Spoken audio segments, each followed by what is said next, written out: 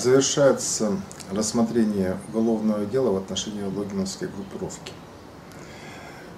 Это дело для нашей республики является уникальным по жестокости совершаемых преступлений, по количеству лиц, привлеченных к уголовной ответственности, по цинизму и дерзости, которыми отличалась эта группировка.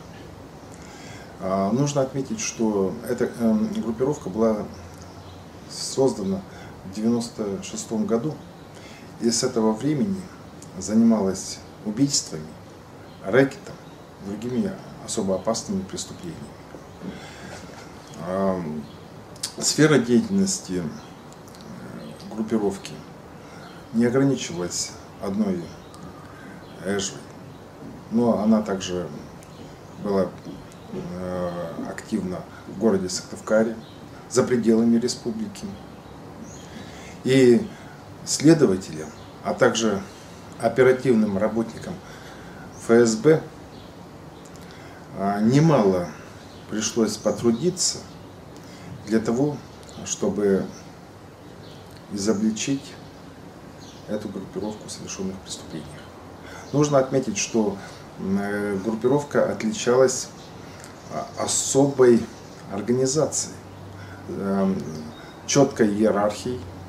За малейшую провинность члены группировки подвергались жесточайшим наказаниям, вплоть до убийств. Группировка осуществляла акции устрашения в отношении предпринимателей. Ну, достаточно сказать, что для того, чтобы воздействовать на предпринимателя, группировка убила его брата-предпринимателя, являющегося работником милиции. Следователями было обнаружено подпольное кладбище на полянке леса. Были извлечены из захоронений убитые, проведена экспертиза, и в последующем удалось установить, что это дело рук данной группировки. При обыске было изъято многочисленное количество оружия, тысячи патронов, множество пистолетов, винтовки и другое огнестрельное оружие. То есть эта банда была вооружена до зубов. И они это оружие пускали в ход при первой возможности.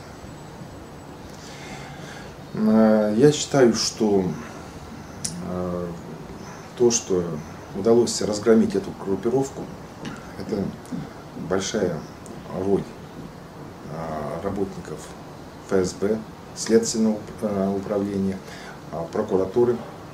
В результате слаженной, целенаправленной работы лица, участвовавшие в этой группировке, были изобличены, и в настоящее время вносится приговор. Я бы отметил, что для нас это была большая школа по расследованию подобных преступлений. После расследования этого дела мы приступили к расследованию дела в отношении еще более мощной преступной группировки Воркутинской. И в настоящее время большая часть членов этой группировки, 26 человек, привлечены к уголовной ответственности и в ближайшее время также предстанут перед судом. Объем дела колоссальный. Сотни томов уголовного дела проведены, десятки экспертиз. Ну, для того, чтобы, значит, представить объем этого дела, достаточно сказать, что одно обвинительное заключение составляет 56 томов, десятки преступлений. которое совершила эта группировка. И я считаю, что то, что правоохранительные органы сделали, это будет иметь значение на многие годы. Обстановка в республике криминальная оздоровится. Многие из тех лиц, которые совершают преступления, задумаются о последствиях. Ну и в конечном итоге люди, в том числе предприниматели, вздохнут спокойно, потому что